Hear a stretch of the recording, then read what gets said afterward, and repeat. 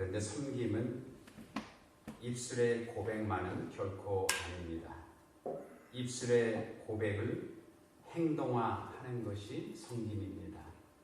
믿음의 결단적인 행동이 섬김입니다.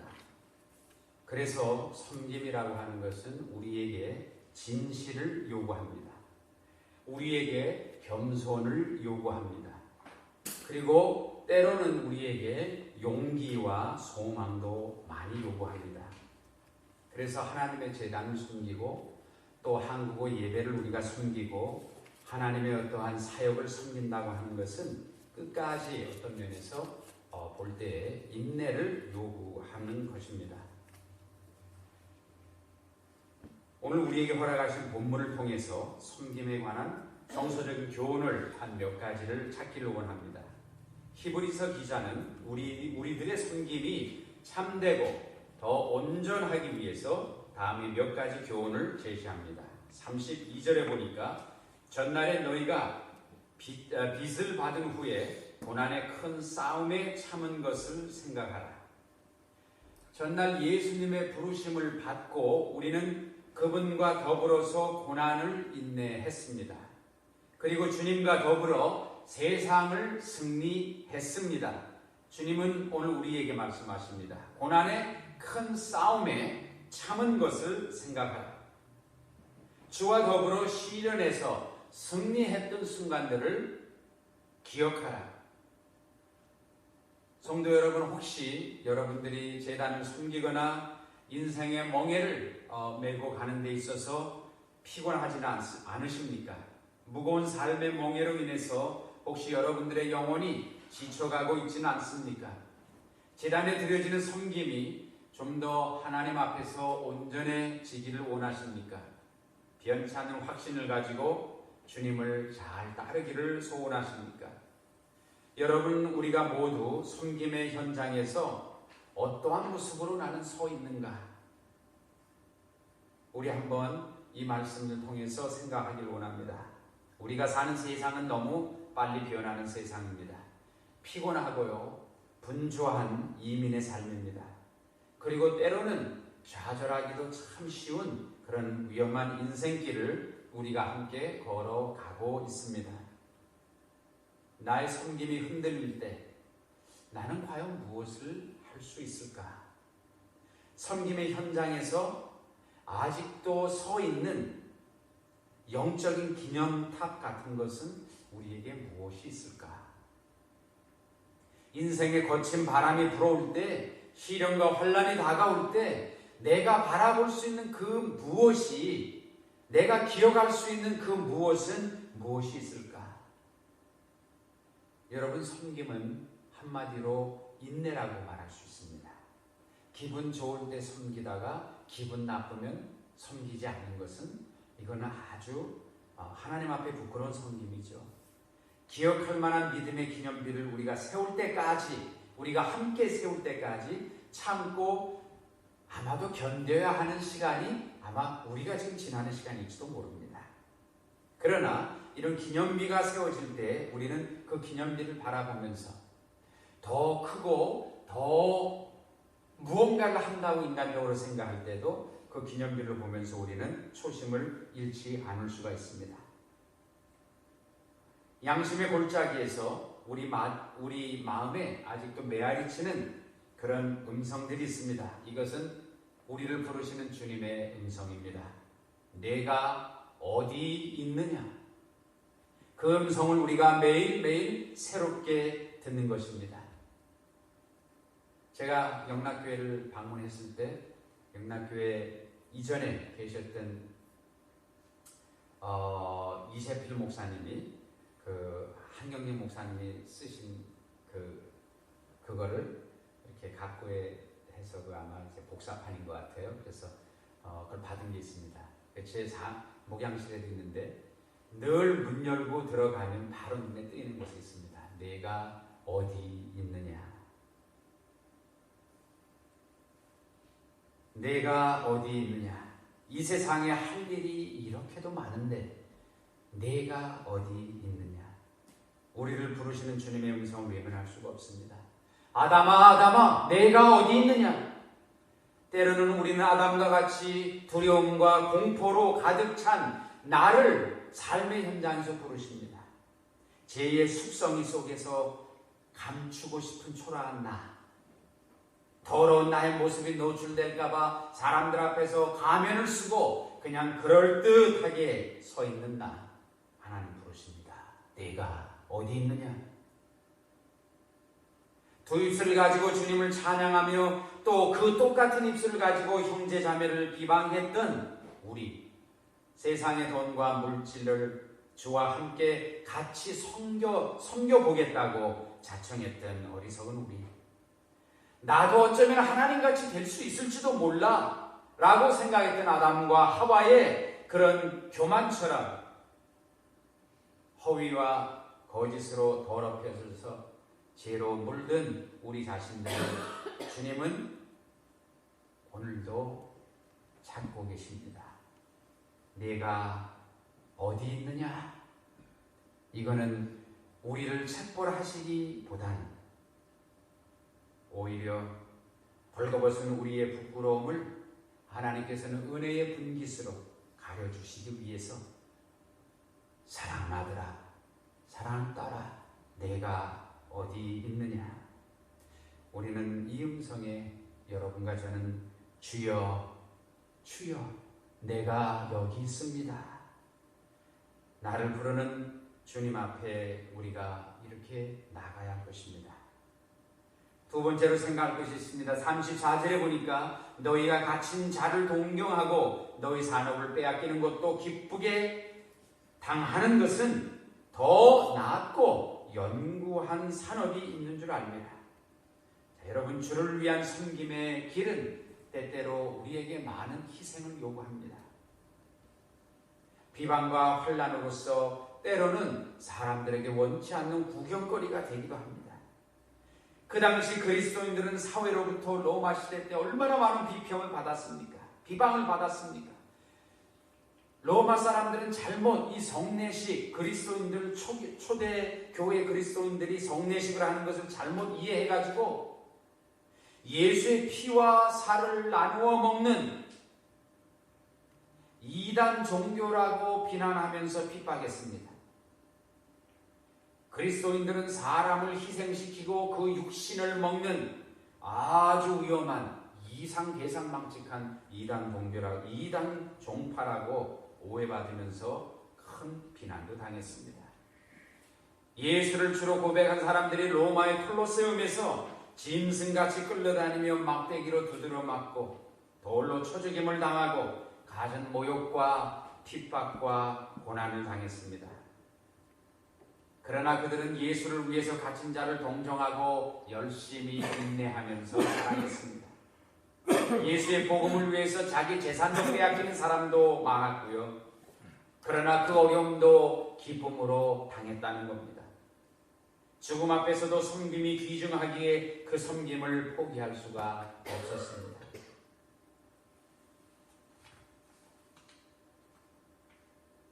환난 중에 비틀거리는 그들을 붙들고 계시는 주님을 저들은 보게 된 것입니다.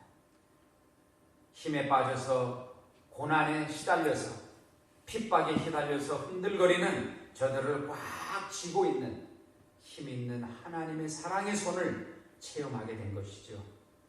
그래서 그 하나님의 손을 느끼는 그들은 천국이 너무나도 확실하게 비추어졌고 그 천국이 내 눈앞에 있기에 저들은 인내하면서 섬김을 완수할 수 있었습니다. 끝까지 주를 향한 섬김을 온전하게 드릴 수가 있었던 것입니다. 제가 어느 책을 읽다가 이런 스토리를 들었습니다. 읽게 됐는데, 여러분 그 미네소타에 가면은 유명한 풋볼팀 있죠. 장로님 기억하세요? 미네소타 뭐예요? 풋볼 잘 안 보세요? 네, 미네소타 바이킹이죠. 네, 바이킹 그 해가지고 아주 유명한 팀이에요. 거기는 하도 추운 데라 큰 풋볼 스테디움이 이렇게 닫힙니다. 그래서 겨울에는 히터도 나오면서 정말 아주 엄청난 돈을 투자한 거죠. 네. 그런데 거기 미네소타 바이킹의 풋볼 선수 3명이요. 아무도 없는 인적도 없는 라키 산맥에 아주 높은 최고봉으로 올라가서 스키를 즐기려고 겨울에 올라갔습니다. 근데 이게 워낙 높은 곳이고 사람이 안 가는 곳이라 돈이 많으신 분들이니까 헬기를 차트해가지고 그 봉 위에 올라간 거예요. 그러고서 우리가 흔히 말하는 그 알파인 스킹을 이제 즐기면서 내려오는데요. 그런데 그 중에 한 사람이 동료가 발을 삐어버렸어요. 심하게. 그러니까 어떻게 해요? 그 동료를 그 알파인 그 높은 몇만 한 2만 피트 가까이 되는 거기다 내려다 놓고 자기들만 스키 타고 내려올 수 없잖아요. 그러니까 그 동료를 같이 옆에서 부축하면서 내려오는데 여러분 생각해 보세요. 그에게 큰 차질이 생겼죠. 이미 해는 저물어 가게 됐고요. 높은 산을 해가 저물기 전에 내려가는 것은 불가능하게 됐습니다. 너무나도 빨리 해는 상등성이를 넘어가 버리고 이제 밤새도록 그 추운 추위를 이 세 사람이 그 눈동이 속에서 견뎌야 했습니다. 안간힘을 쓰고서 이 마초한 근육질의 이 세 남자가 부둥켜 안고 하룻밤을요 간신히 얼어 죽지 않고 보냈답니다. 아침에 돼 보니까 밤새 불던 바람과 눈발 때문에 그들이 내려오던 그 자국들조차도 다 지워져 버렸어요. 방향 감각을 잃게 됐어요. 어디로 가야 이게 안전하게 내려가는지도 모르게 그렇게 됐습니다. 그러다가 간신히 그분들이 버려져 있는 조그만 쉘터를 산에서 발견하게 된 겁니다. 적어도 이 쉘터는 한 7, 8년, 10년은 아무도 사용하지 않은 그야말로 장작 한 더미만 그 속에 있고 그냥 창문도 다 깨진 그런 쉘터였습니다. 그러나 어떡합니까? 동사를 면할 수 있는 가장 유일한 방법이에요. 밖에서 있으면 하루 정도는 더 견딜 수가 없는 사람들입니다. 하룻밤은 어떻게 저들이 부둥켜 안고 견뎠는데, 그래서 지금 쉘터 안으로 들어갔어요. 근데 거기 보니까 그 장작더미 거기에 우연하게 발견하게 됐는데 성냥 박스가 하나 발견이 된 거예요. 근데 보니까 다행히 이게 젖어 있는 데 있지 않고 그 위에 있어가지고 이게 쓸만한 것 같은 거예요.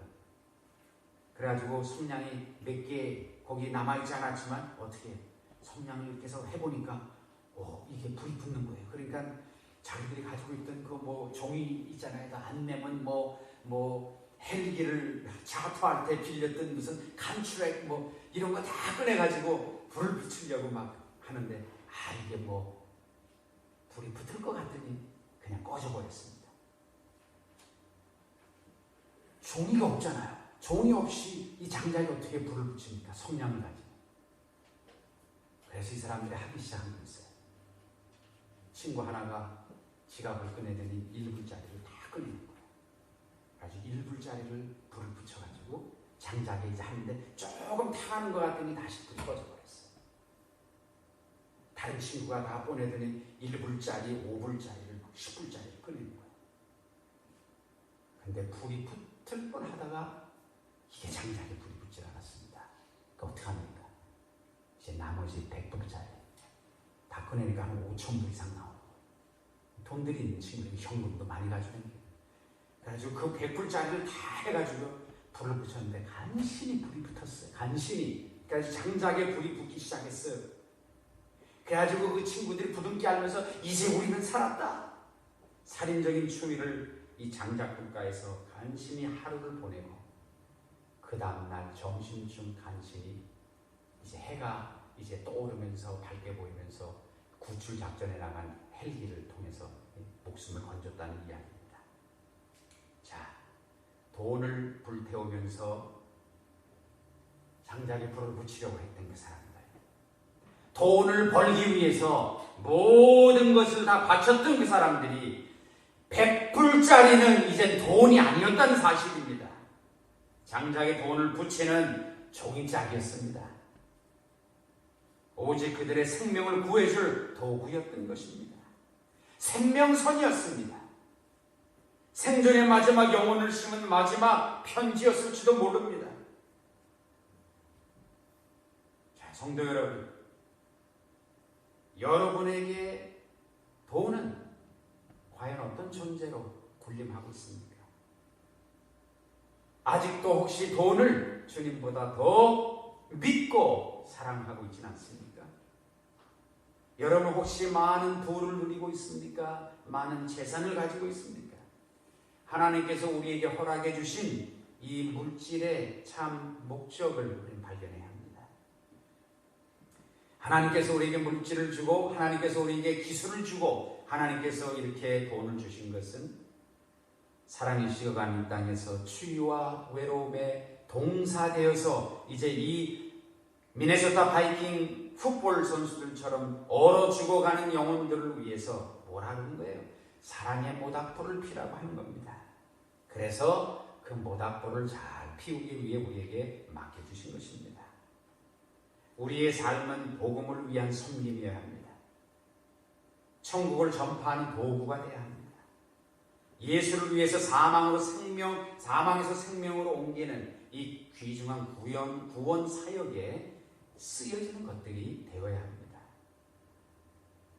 그래서 여러분, 남이 누리지 못하는 편안한 삶을 혹시 누리시든지, 남이 가지지 못한 지식을 가지셨든지, 남이 가지지 못한 그런 아주 귀한 무슨 예술적인 달란트를 가지셨든지, 남이 가지지 못한 어떤 무슨 지도력을 가지고 계시든지, 그것이 무엇이든지 간에 그것에 대한 참 목적을 우리는 발견하고 이것을 하나님을 위한 사역의 섬김으로 우리가 드려야 되는 것입니다. 섬김을 드릴 때 쉽지 않습니다. 우리가 지금 잘 경험하고 있지 않습니까? 그죠? 섬김을 할 때 인간인지라 도와주는 사람도 좀 더 있으면 내가 좀 더 힘이 날 것 같습니다. 그러나 어쩌면 하나님은 베이직 중에 베이직을 요구하고 계신지도 몰라요. 정말 너는 아무도 본 것 없는 것처럼 섬김에서 언행을 할 수 있느냐? 정말 너는 아무도 상관하지 않는 것처럼 마음껏 내 영혼이 춤추며 하나님을 찬양할 수 있느냐? 너는 정말 아무도 별로 정말 수많은 사람들이 있는 것처럼 말씀을 준비해서 선포할 수 있느냐? 이게 다 우리에게 지금 던져지는 아주 섬김의 베이직적인 그런 믿음의 신문들인 겁니다. 주님은 말씀하십니다. 너희 담대함을 버리지 말라. 35절에 이것이 큰 상을 얻느니라. 섬김의 길을 가다가 들리는 사람의 소리로 보이는 환경에 보이는 것이 또 없어서 너무나 그렇게 담대하고 주님을 믿는 소망 버리지 말라. 왜? 이 섬김을 통해서 큰 상을 얻는다고 주님 말씀하십니다. 세 번째 생각이 있습니다. 38절에서 우리가 볼 수 있는 말씀인데 오직 나의 의인은 믿음으로 말미암아 살리라. 또한 뒤로 물러가면 내 마음이 저를 기뻐하지 아니하리라. 섬김의 종으로 부르심을 받은 자들은 믿음으로 살아가라라는 말씀입니다. 믿음으로 살아라. 너를 믿지도 말고 가진 것도 믿지도 말고 먼저 믿음으로 하나님의 섭리 안에서 있는 삶을 바라보라는 겁니다. 우리는 흔히 흔들리지 않는 이런 어떻게 믿음 생활을 할 수 있습니까? 어떤 이들은 사탄의 콧방귀에도 흔들리는 사람이 있습니다. 시험이 불고 올고 갈 때마다 웬만한 독감, 감기 다 걸리는 연약한 사람들이 있습니다. 이것은 기도 생활이 약한 연고입니다. 여러분들이 이 기도 생활의 중요한 것은 하루를 시작하고 마무리할 때, 그리고 여러분들이 그것이 오피스든지 그것이 교회든지 거기서 하나님의 그 임재를 붙잡고 하나님과 대화하는, 간절히 대화하는 그런 삶입니다. 이것을 떠나서는 우리가 담대하게 설 수가 없습니다. 히브리서 11장 6절에도 그럽니다. 믿음이 없이는 하나님을 기쁘시게 못하나니 하나님께 나아가는 자는 반드시 그가 계신 것과 그가 자기를 찾는 자들에게 상 주시는 이심을 믿어야 할지니라. 섬김은 기도로 할 것입니다. 그리고 섬김은 반드시 믿음으로 주님 앞에 드려줘야 될 것입니다. 왜? 마르다는 열심히 섬기고 경건의 생활을 제쳐주고 섬기기만 하다가 실족한 좋은 예가 되지 않습니까? 예수 그리스도의 임재가 함께하는 그 시간에 주님께 찬양을 못할 망정 열심히 섬기다가 제풀에 신경질이 나가지고 주님께 불평하지 않습니까? 왜 주님은 내 동생 마리아가 저렇게 앉아있는 것을 보고만 계십니까? 얼마나 간이 부은 사람입니까? 제 동생에게 꾸지람을 해주십시오. 쟤도 나처럼 이렇게 열심히 일 좀 하라고. 근데 이거는 서두가 바뀐 거죠. 여러분, 우리의 섬김과 우리의 선교와 우리의 모든 것은 다 주를 향한 뜨거운 마음이 사랑이 먼저입니다. 거기에서 우리가 누구를 돕는 구제도 하는 거고요. 거기에서 우리가 교회도 섬기는 거고요. 복음사역도 섬기는 겁니다. 그거 없이 섬기면 여러분과 저는 100이면 100 누가 됩니까? 마르다가 됩니다. 이건 제가 말씀을 준비하면서 이 말씀을 해야 되나 말아야 되나 하다가 그냥 같이 나누려고 해요. 특별히 우리 또 사랑하는 우리 김지선 집사님도 계신데, 제가 팰리세이드 교회를 섬길 때 그때가 96년도였습니다.